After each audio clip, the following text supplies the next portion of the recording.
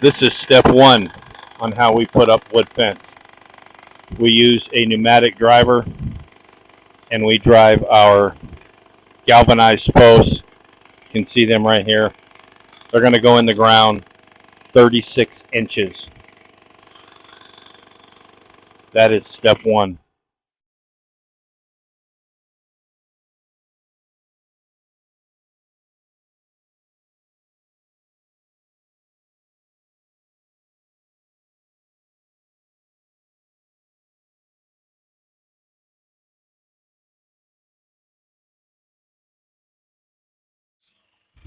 Step two on how we do wood, cedar fencing. After the posts are driven, they're cut to the perfect length. And again, they're driven in the ground 36 inches. We buy them long so that way we can cut our tops exactly what we want. We cap them and then we use what is commonly referred to as a Simpson tie. And it works really good.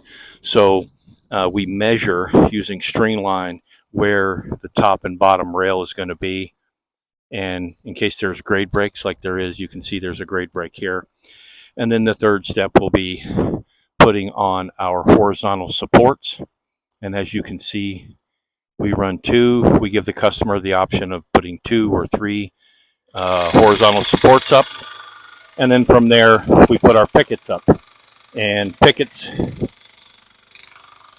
you have a choice on pickets: highest grade Japanese holeless cedar, or a more cost appropriate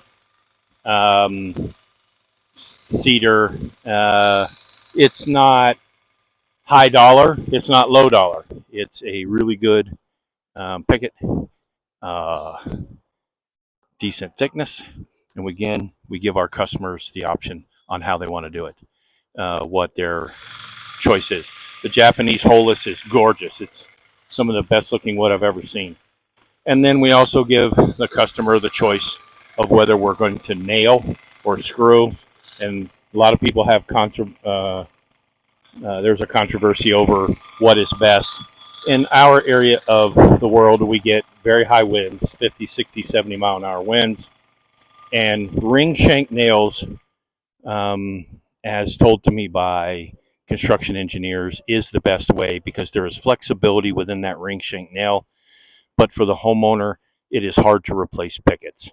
So the ring shank nails tend to not break. They're flexible, they will bend and move. And so when boards tend to warp over time, they can pull the ring shank nail, giving you an unorganized look. However, for us, we typically, our standard procedure is screws. Now, the downfall to screws is that they are rigid and they will break. So they're coming from China more than likely, and they do have the potential of just snapping. But for the homeowner, they are easier to replace a picket. So if you get a dog that breaks a picket or something happens to a picket, you can simply unscrew it and screw in a new picket. So 99% of our homeowners choose screw, and so that's our standard operation, but we do give you the option of ring shank nails. And I'll show you photos and stuff of the finished product, but that's pretty much the stage to this point.